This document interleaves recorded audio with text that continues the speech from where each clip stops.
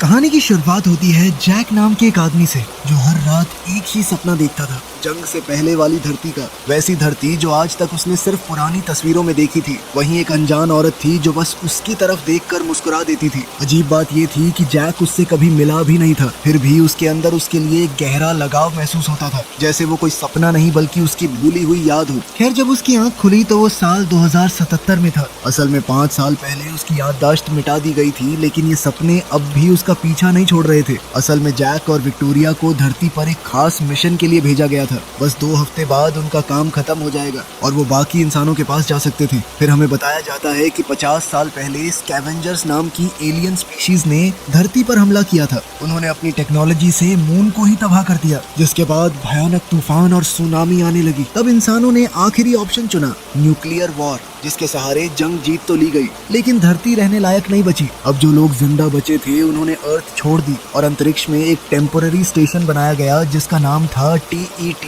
वहीं से इंसानों को सैटर्न के मून टाइटन पर शिफ्ट किया गया। लगभग सब लोग जा चुके थे और सिर्फ जैक और विक्टोरिया धरती पर बचे थे। उनका मिशन हाइड्रो रिग्स की सुरक्षा करना था। ये विशाल मशीन्स पानी को एनर्जी में कन्वर्ट करती थी और अब पूरी इंसानी प्रजाति का जीवन इसी एनर्जी पर टिका हुआ था। लेकिन दिक्कत अब भी खत्म नहीं हुई थी। असल में कुछ स्कैवेंजर्स अब भी धरती पर मौजूद थे और वो लगातार हमले करते रहते और ड्रोन्स को तबाह करते थे। खैर, विक्टोरिया टाइटन जाने को लेकर काफी खुश थी, लेकिन जैक के लिए धरती अब भी घर जैसी लगती थी। कुछ देर बाद जैक अपने पेट्रोल वेसल में बैठा था। उसने एक एक करके सारे सिस्टम्स एक्टिवेट किए और फिर विक्टोरिया से कम्युनिकेशन चेक की और अगले ही पल उसके एयरक्राफ्ट ने उड़ान भर ली। इसके बाद जैक ने हाइड्रो रिग्स को देखकर बताया कि सब कुछ नॉर्मल लग रहा है, लेकिन तभी विक्टोरिया की आवाज आई कि हमारे 2 ड्रोन्स डाउन हो गए हैं। फिर मिशन कंट्रोल तुरंत ऑनलाइन आया और विक्टोरिया ने TET से संपर्क बनाया। उसने सैली को ड्रोन्स के तबाह होने की खबर दी। फिर उसने जैक के एयरक्राफ्ट को ड्रोन बीकन से लिंक कर दिया ताकि वो सीधे उनकी लोकेशन तक पहुंच सके। अब जैक ड्रोन के बीकन का पीछा करते हुए एक भयानक तूफान के अंदर पहुंच गया। आसमान में लगातार बिजली चमक रही थी। तभी अचानक एक तेज बिजली उसके एयरक्राफ्ट से टकराई और कुछ पल के लिए उसका कंट्रोल पूरी तरह चला गया। उसका एयरक्राफ्ट सीधा नीचे गिरने लगा। वहीं दूसरी तरफ विक्टोरिया मिशन कंट्रोल को समझाने की कोशिश कर रही थी कि कई ड्रोन्स की मरम्मत करने के लिए नए पार्ट्स की जरूरत थी, लेकिन मिशन कंट्रोल ने सीधा कहा कि आज का काम है ड्रोन 166 की मरम्मत करना और ड्रोन नंबर 172 को ढूंढना। उधर जैक का एयरक्राफ्ट हवा में बुरी तरह घूम रहा था। कुछ ही पलों में वो जमीन से टकराने वाला था, लेकिन आखिरी पल पर उसने दोबारा कंट्रोल पा लिया और एयरक्राफ्ट को संभालकर ऊपर खींच लिया। फिर कुछ देर बाद वो पहले ड्रोन की लोकेशन तक पहुंच गया। लैंडिंग से पहले विक्टोरिया ने उस इलाके में स्कैवेंजर एक्टिविटी चेक की, लेकिन कुछ भी ढंग से दिखाई नहीं दे रहा था। फिर जैक ड्रोन के पास लैंड हुआ, जरूरी औजार निकाले और विक्टोरिया से उस पर नजर रखने को कहा। जब वो ड्रोन की मरम्मत कर रहा था और कॉम्स पर विक्टोरिया से बात कर रहा था, तब हम देखते हैं कि कोई दूर से उसे देख रहा था। विक्टोरिया ने उससे कहा कि ड्रोन अब ठीक नहीं हो सकता, लेकिन फिर जैक ने अपनी च्युइंग गम का इस्तेमाल किया और किसी तरह सिस्टम दोबारा चालू कर दिया। अब जैसे ही ड्रोन एक्टिवेट होने वाला था तो विक्टोरिया को मॉनिटर्स पर कुछ अजीब दिखा। तब जैक तुरंत पीछे मुड़ा, लेकिन सामने बस एक कुत्ता खड़ा था। फिर अगले ही पल ड्रोन ऑनलाइन आ गया। जैक ने जल्दी से कुत्ते को वहां से भगाया ताकि ड्रोन उसे मार न दे। फिर उसने ड्रोन को अपनी ID दी और ड्रोन ने उस पर हमला नहीं किया। इसके बाद ड्रोन ने आसपास का इलाका स्कैन किया, खासकर उस जगह को जहां से कोई छुपकर जैक को देख रहा था, लेकिन कुछ मिलने से पहले ही वो तेज रफ्तार से उड़ा और वहां से निकल गया। फिर कुछ देर बाद जैक लंच करते हुए विक्टोरिया से स्कैवेंजर्स के बारे में बात कर रहा था। उसका मानना था कि अब वो पहले से ज्यादा हिम्मती हो गए थे, लेकिन विक्टोरिया ने ठंडे अंदाज में कहा कि हमारे जाने के बाद यहाँ सिर्फ धूल और रेडिएशन बचेगा। लेकिन जैक अब भी रुकने को तैयार नहीं था। उसने दूसरे ड्रोन को जमीन पर ढूंढने का फैसला किया और अपनी बाइक लेकर निकल पड़ा। वो एक सुनसान और बर्बाद इलाके से गुजर रहा था जहाँ कभी पानी हुआ करता था। तभी उसे आगे कहीं से ड्रोन का एक कमजोर सिग्नल मिला, लेकिन ड्रोन नजर नहीं आ रहा था। फिर ध्यान से देखने पर उसे एक बड़ा गड्ढा दिखा और उसे लगा ड्रोन शायद उसी के अंदर गिर गया था। तब जैक ने विक्टोरिया को बताया कि वो अंदर जाकर ड्रोन को ढूंढेगा। विक्टोरिया ने उसे चेतावनी दी कि 15 मिनट बाद TET ऑफलाइन हो जाएगा और फिर वो बिल्कुल अकेला रह जाएगा। मगर जैक ने एक रस्सी अपनी बाइक से बांधी और धीरे धीरे नीचे उतरने लगा। वहीं दूर कहीं स्कैवेंजर्स अब भी उस पर नजर रखे हुए थे। हालात को देखते हुए विक्टोरिया ने उसकी लोकेशन पर ड्रोन बैकअप भी रिक्वेस्ट कर दिया। इधर जैक संभाल कर नीचे उतरता रहा। अब उसे ड्रोन की आवाज साफ सुनाई देने लगी थी और कुछ देर बाद उसने उसे देख भी लिया, लेकिन तब तक कम्युनिकेशन टूट चुकी थी। मिशन कंट्रोल अब उसकी आवाज नहीं सुन पा रहा था। जैसे ही जैक ड्रोन की तरफ बढ़ने लगा तो अचानक उसका बैलेंस बिगड़ गया और वो गिरते गिरते बचा। फिर उसने एक टूटे हुए मलबे के हिस्से को ब्रिज की तरह इस्तेमाल किया और धीरे धीरे ड्रोन की तरफ बढ़ने लगा। आखिरकार जैक सिग्नल तक पहुंच गया, लेकिन वहाँ ड्रोन नहीं था, सिर्फ उसका बीकन पड़ा हुआ था। तभी अचानक स्कैवेंजर्स ने उसे पकड़ लिया और रस्सी के सहारे अपनी तरफ खींचने लगे। कुछ पल के लिए लगा कि जैक अब बच नहीं पाएगा, लेकिन उसने तुरंत अपनी बंदूक निकाली और रस्सी पर गोली चला दी। फिर रस्सी टूट गई और वो उनके चंगुल से निकल गया। अब जैक को आसपास कुछ स्कैवेंजर्स दिखने लगे। उसने बिना वक्त गवाए उन पर फायरिंग शुरू कर दी, लेकिन तभी अचानक स्कैवेंजर्स ने उस बीम को ही खींच लिया जिस पर जैक खड़ा था। अब जैक ने पूरी ताकत लगाकर सामने की तरफ छलांग लगाई और किसी तरह गैप पार कर गया, लेकिन स्कैवेंजर्स अब भी उसका पीछा कर रहे थे और धीरे धीरे उसके करीब पहुंच रहे थे। फिर दूसरी तरफ पहुंचते ही जैक ने खुद को रस्सी से बांध लिया और ऊपर खींचने लगा। सब कुछ ठीक लग रहा था, लेकिन तभी किसी ने नीचे से गोली चला दी और रस्सी टूट गई और अगले ही पल जैक सीधा गड्ढे के अंधेरों में जा गिरा। अब हालात पूरी तरह बदल चुके थे। स्कैवेंजर्स उसकी तरफ बढ़ रहे थे और जैक के पास बचने का कोई रास्ता नहीं था। लेकिन तभी अचानक एक ड्रोन वहां आ पहुंचा। उसने पूरे इलाके को स्कैन करना शुरू किया और बिना चेतावनी दिए फायरिंग कर दी। कुछ ही पलों में पूरा इलाका धमाकों से भर गया। ड्रोन ने एक एक करके सारे स्कैवेंजर्स को खत्म कर दिया। ये वही ड्रोन नंबर 166 था। इसी बीच जैक को जमीन पर एक किताब मिली। पता नहीं क्यों, लेकिन उसने उसे अपने साथ रख लिया। फिर काफी मुश्किल के बाद जब वो वापस ऊपर पहुंचा तो उसने देखा उसकी बाइक गायब थी। स्कैवेंजर्स उसे चुरा कर ले जा चुके थे। खैर, किसी तरह जैक घर वापस लौट आया। फिर जब वो नहा रहा था तब उसके दिमाग में एक और पुरानी याद चमकी, इस बार न्यूयॉर्क की। ये सपने अब धीरे धीरे ज्यादा असली लगने लगे थे। फिर कुछ देर बाद जैक एक ड्रोन की मरम्मत कर रहा था। तभी उसका ध्यान उस किताब की तरफ गया जो उसे गड्ढे में मिली थी। वो उसे खोलकर देखने ही वाला था कि विक्टोरिया बीच में आ गई। वो खाना बना रही थी और पीछे सूरज धीरे धीरे डूब रहा था। तब जैक ने विक्टोरिया को कुछ फूल दिए जो वो काफी देर से अपने साथ लेकर घूम रहा था, लेकिन विक्टोरिया ने बिना कुछ सोचे उन्हें बाहर फेंक दिया। उसका कहना था कि उनमें टॉक्सिन्स हो सकते हैं। खैर, बाद में डिनर के दौरान जैक ने उसे बताया कि स्कैवेंजर्स उसे मारना नहीं चाहते थे, बल्कि जिंदा पकड़ना चाहते थे। ये सुनकर माहौल और भी अजीब हो गया। बाद में रात को अचानक से जैक की नींद खुल गई। वहाँ दूर कहीं एक बहुत बड़ा धमाका हुआ था। वो तुरंत जांच करने निकल पड़ा। वहाँ पहुंचकर उसने देखा कि एक हाइड्रो रिग तबाह हो चुका था। जैक को लगा स्कैवेंजर्स ने किसी ड्रोन को हथियार बना दिया है। तभी उसे एक अजीब सिग्नल मिला जो धरती से बाहर डाइवर्ट हो रहा था और यहीं से कहानी एक खतरनाक मोड़ लेती है। अब जैक बिना वक्त गवाए उस सिग्नल का पीछा करने लगा। ये सिग्नल उसे उस जगह ले गया जहाँ कभी एम्पायर स्टेट बिल्डिंग हुआ करती थी। अब जैक धीरे धीरे उस सिग्नल का पीछा कर रहा था। अब उसे बीकन की आवाज साफ सुनाई देने लगी थी। फिर रास्ते में उसे जमीन पर कुछ पुरानी चीजें भी मिली, बिल्कुल वैसी जैसी उसके सपने में आती थी। फिर ध्यान से देखने पर जैक को समझ आया कि बीकन पूरी बिल्डिंग को एंटेना की तरह इस्तेमाल कर रहा था। उधर विक्टोरिया उस सिग्नल को समझने में लगी थी। फिर कुछ देर बाद उसने बताया कि ये एक सेट ऑफ कोऑर्डिनेट्स थे जो किसी सुनसान और अनजान जगह की तरफ इशारा कर रहे थे। तब जैक ने बीकन बंद कर दिया, लेकिन उसके दिमाग में सवाल और बढ़ गए। इसके बाद उसने अपनी नॉर्मल पेट्रोलिंग जारी रखी, जिस दौरान वो रेडिएशन बॉर्डर के बहुत ज्यादा नजदीक पहुंच गया। पर घर लौटने से पहले उसने एक और काम किया। उसने पेरीमीटर चेक किया और फिर कॉम्स ऑफ कर दिए, जैसे वो किसी से छुपकर कहीं जा रहा हो। कुछ देर बाद जैक एक खूबसूरत इलाके के अंदर पहुंचा। वहाँ एक शांत से तालाब के पास एक पुराना घर था। उसने अपना एयरक्राफ्ट लैंड किया और अंदर जाकर लाइट्स ऑन कर दी। ये जगह बिल्कुल अलग थी, जैसे बर्बाद दुनिया के बीच किसी ने पुरानी धरती का एक टुकड़ा संभाल कर रख दिया हो। फिर जैक ने रास्ते से उठाई हुई छोटी छोटी चीजें घर के अंदर संभाल कर रख दी, जैसे वो किसी गुम हो चुकी सभ्यता की याद इकट्ठा कर रहा हो। फिर उसने एक पुराना लेड ज़ेपेलिन का रिकॉर्ड चालू किया। म्यूजिक धीरे धीरे पूरे घर में गूंजने लगा।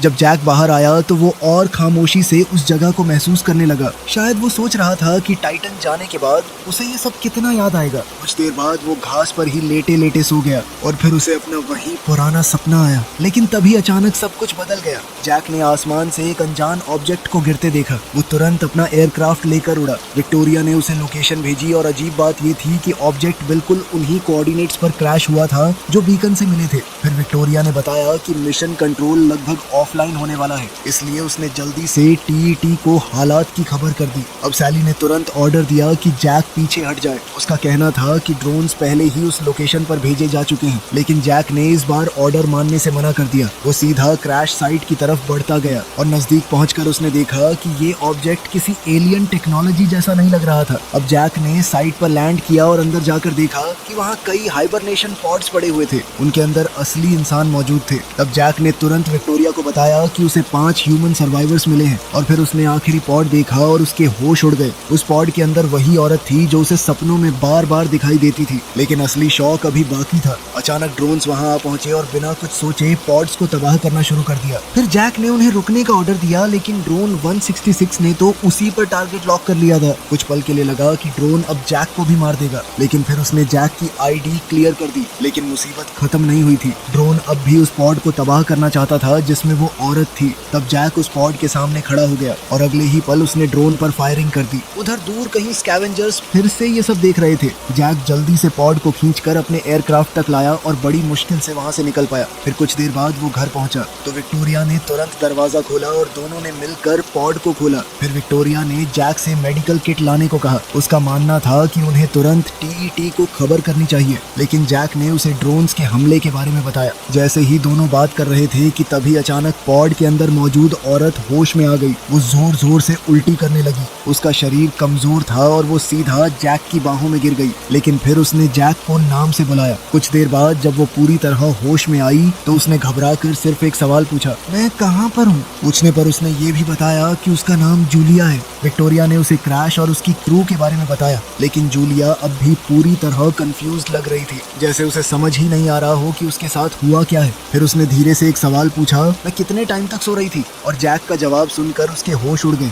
60 साल। फिर कुछ देर बाद तीनों साथ बैठकर लंच कर रहे थे। तब जैक ने जूलिया से उस बीकन और उसके मिशन के बारे में पूछना शुरू किया। जूलिया ने बताया कि उसे अपनी शिप से फ्लाइट रिकॉर्डर लाना होगा, शायद उसमें सारे जवाब थे। लेकिन विक्टोरिया ने उसे साफ कह दिया कि पिछले 60 सालों में धरती पूरी तरह बदल चुकी थी। फिर दोनों ने जूलिया को एलियंस के कब्जे के बारे में सब कुछ बताया कि कैसे जंग हुई, कैसे इंसान टाइटन और स्पेस स्टेशन पर शिफ्ट हो गए। ये सब सुनकर जूलिया शॉक में थी। तभी उसकी नजर जैक और विक्टोरिया के हाथ पर पड़ी और वो हल्की सी हंसी हंस पड़ी। लेकिन विक्टोरिया को जूलिया बिल्कुल पसंद नहीं आ रही थी। उसकी आंखों में एक अजीब बेचैनी थी। फिर कुछ देर बाद जैक और विक्टोरिया अकेले बात कर रहे थे। विक्टोरिया ने सीधा कह दिया कि वो जूलिया को यहाँ नहीं रखना चाहती। तब जैक ने उससे एक अजीब सवाल पूछा, क्या तुम्हें मिशन से पहले का कुछ याद है? क्या तुम उसे पहचानती हो? ये सुनते ही विक्टोरिया गुस्सा हो गई। उसने जैक को याद दिलाया कि जूलिया का बीकन ही स्कैवेंजर्स को उन तक ले आया था और अब स्कैवेंजर्स उनका घर तक ढूंढ चुके थे। हालात धीरे धीरे और खतरनाक होते जा रहे थे। फिर रात में जूलिया जाग रही थी जब जैक उसके पास आया। जैक ने उसे बताया कि विक्टोरिया उसके बारे में टीईटी को खबर कर देगी और फिर किसी को उसे लेने नीचे भेज दिया जाएगा। लेकिन जूलिया अब भी सिर्फ एक चीज के बारे में सोच रही थी, फ्लाइट रिकॉर्डर। उसका कहना था कि उन दोनों को सच जानने की जरूरत है। आखिरकार जैक उसके साथ क्रैश साइट पर जाने के लिए मान गया। कुछ देर बाद दोनों क्रैश साइट पर पहुंच गए। वहीं विक्टोरिया उन्हें एयरक्राफ्ट के कैमरे से देख रही थी। फिर जैसे ही जूलिया ने तबाह हो चुके पॉड्स देखे तो उसका चेहरा उतर गया। तब जैक ने धीरे से कहा कि वो उन्हें बचा नहीं पाया। उधर विक्टोरिया ने मॉनिटर्स पर किसी को हलचल करते हुए देखा। उसने जैक को चेतावनी देने की कोशिश की, लेकिन तब तक देर हो चुकी थी। जूलिया को आखिरकार फ्लाइट रिकॉर्डर मिल गया था, लेकिन उसी वक्त अचानक स्कैवेंजर्स सामने आ गए। एक स्कैवेंजर ने जैक को जोर से धक्का दिया और वो सीधा नीचे गिर गया। फिर जैक ने तुरंत एयरक्राफ्ट को वापस भेज दिया, लेकिन अगले ही पल स्कैवेंजर्स ने उसे पूरी तरह बेहोश कर दिया। अब जैक और जूलिया दोनों स्कैवेंजर्स के कब्जे में थे। सुबह होते ही जैक का एयरक्राफ्ट अकेले ही विक्टोरिया के पास वापस लौट आया। बाद में जब मिशन कंट्रोल ऑनलाइन आया तो विक्टोरिया ने उन्हें पूरी सच्चाई नहीं बताई। उसने बस इतना कहा कि जैक कॉम से डिस्कनेक्ट हो गया था, इसीलिए विक्टोरिया ने उसकी लास्ट नोन लोकेशन पर एक ड्रोन भेजने की गुजारिश की। उधर जैक धीरे धीरे होश में आ रहा था। उसकी आंखों पर एक तेज लाइट पड़ रही थी। उसके हाथ बंधे हुए थे और वो हिल भी नहीं पा रहा था। तभी अंधेरे में से एक आवाज गूंजी। वो उसी किताब की लाइंस पढ़ रही थी जो जैक को गड्ढे में मिली थी। तभी अचानक अंधेरे में एक आदमी ने सिगार जलाई। धीरे धीरे उसका चेहरा सामने आया। उसने जैक को देखते हुए कहा कि वो काफी टाइम से उस पर नजर रखे हुए था और उसने नोटिस किया था कि जैक बाकी लोगों से ज्यादा क्यूरियस था। जैक ने तुरंत जवाब दिया कि उन्हें उससे कुछ नहीं मिलने वाला, क्योंकि उसकी याददाश्त मिटाई जा चुकी है। लेकिन उस आदमी ने एक के बाद एक अजीब सवाल पूछने शुरू किए। क्या तुम कभी किसी असली स्कैवेंजर से मिले हो? क्या तुम कभी रेडिएशन जोन के अंदर गए हो? क्या तुमने कभी ज्यादा सवाल पूछने की की कोशिश की, मगर जैक के पास इन सवालों का कोई जवाब नहीं था। तभी अचानक लाइट्स ऑन हो गईं और जैक ने जो देखा उससे उसके होश उड़ गए। वो पूरी बिल्डिंग इंसानों से भरी हुई थी, असली इंसान। ये देखते ही जैक पूरी तरह कंफ्यूज्ड हो गया। तब उस आदमी ने अपना नाम बताया, बीच। बीच ने जैक को समझाया कि वो लोग स्कैवेंजर्स नहीं बल्कि बचे हुए इंसान थे और उन्हें ड्रोन्स से छुपकर रहना पड़ता था, क्योंकि ड्रोन्स को इंसानों को मारने के लिए प्रोग्राम किया गया था। फिर बीच ने उससे पूछा कि उसने जूलिया को ड्रोन से क्यों बचाया। तब जैक ने सीधा जवाब दिया कि कोई भी होता तो यही करता। तभी एक और आदमी उनके पास आया, उसका नाम साइक्स था। उसने चेतावनी दी कि ड्रोन जैक को ट्रैक करते हुए यहाँ तक पहुँच सकता है। उधर विक्टोरिया मिशन ड्रोन का डेटा चेक कर रही थी, तो सैली ने कंफर्म किया कि वो जैक ही था। इधर बीच के आदमियों ने जैक की रस्सियां खोल दी और उसे नीचे अपने अंडरग्राउंड बेस में ले गए। वहाँ बीच ने जैक को सच बताया। उसने कहा कि जूलिया का शिप उन्होंने ही गिराया था, क्योंकि उन्हें उसका रिएक्टर चाहिए था। फिर उसने जैक को एक और खतरनाक प्लान के बारे में बताया। शिप का रिएक्टर और ड्रोन से निकाले गए फ्यूल सेल्स मिलकर एक न्यूक्लियर बॉम्ब बना सकते थे,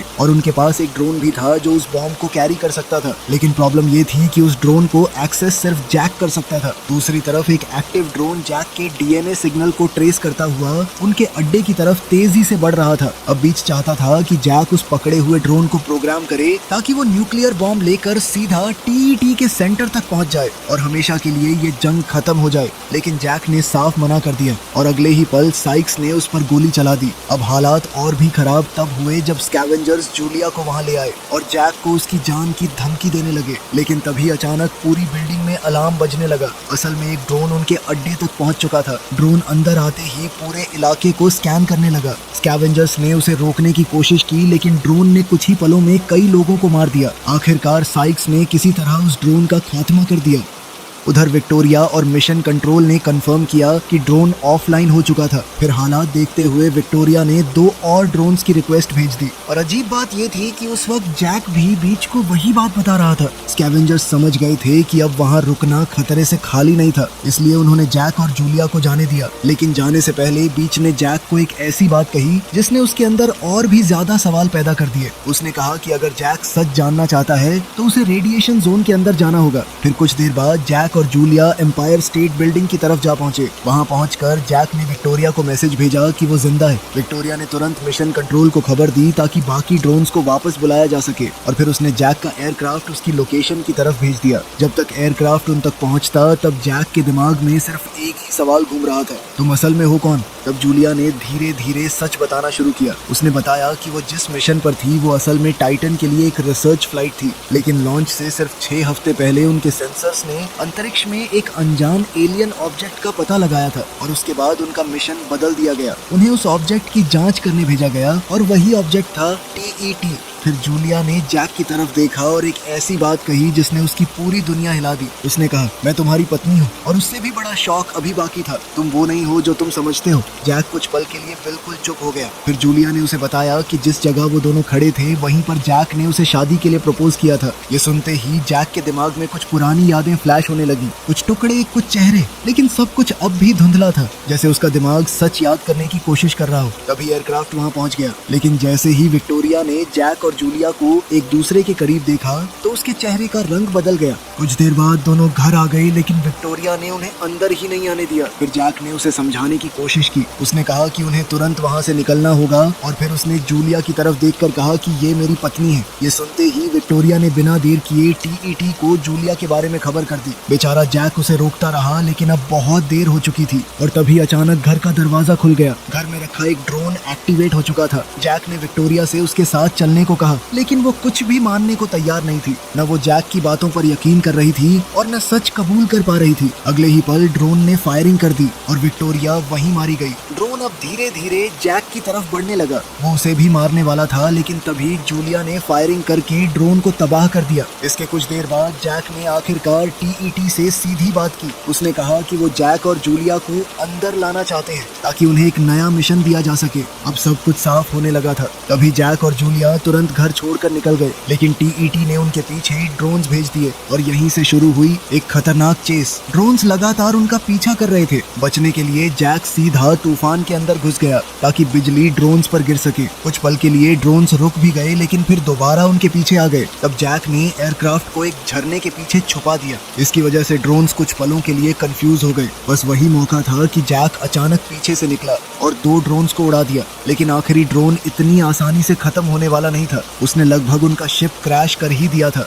लेकिन जैक ने किसी तरह उसे तबाह कर दिया। लेकिन असली मुसीबत अभी भी बाकी थी। ड्रोन 166 अभी भी उनका पीछा कर रहा था। वो सीधा उन्हें धक्का देते हुए रेडिएशन जोन के अंदर ले गया। अगले ही पल वो उनके शिप से टकरा गया और पूरा एयरक्राफ्ट तबाह हो गया। आखिरकार जैक को मजबूरी में इमरजेंसी एस्केप लीवर खींचना पड़ा। अब दोनों रेडिएशन जोन के अंदर फंस चुके थे। कुछ देर बाद जैक को दूर कहीं एक ड्रोन की आवाज सुनाई दी। वो देखने गया कि ड्रोन एक्टिव है या नहीं, लेकिन तभी उसने कुछ ऐसा देखा जिसने उसके पैरों तले जमीन खींच ली। उसके सामने बिल्कुल उस जैसा एक और एयरक्राफ्ट लैंड हुआ। जैक ने दूरबीन से अंदर देखने की कोशिश की, लेकिन उसे उस आदमी का चेहरा साफ नजर नहीं आया। इसलिए वो धीरे धीरे करीब गया और फिर उसने जो देखा उस पर यकीन करना नामुमकिन था। वो आदमी कोई और नहीं, खुद जैक था। दूसरे जैक ने तुरंत उस पर बंदूक तान दी और अपने हथियार नीचे डालने को कहा, लेकिन उससे भी ज्यादा हैरानी की बात ये थी कि उस दूसरे जैक को भी जूलिया याद थी, जैसे वो भी वही आदमी हो। जल्द ही दोनों जैक्स के बीच लड़ाई शुरू हो गई। पहले दोनों बंदूक के लिए लड़ने लगे और फिर बात सीधा हाथापाई तक पहुंच गई। अब दोनों एक दूसरे को बुरी तरह मार रहे थे,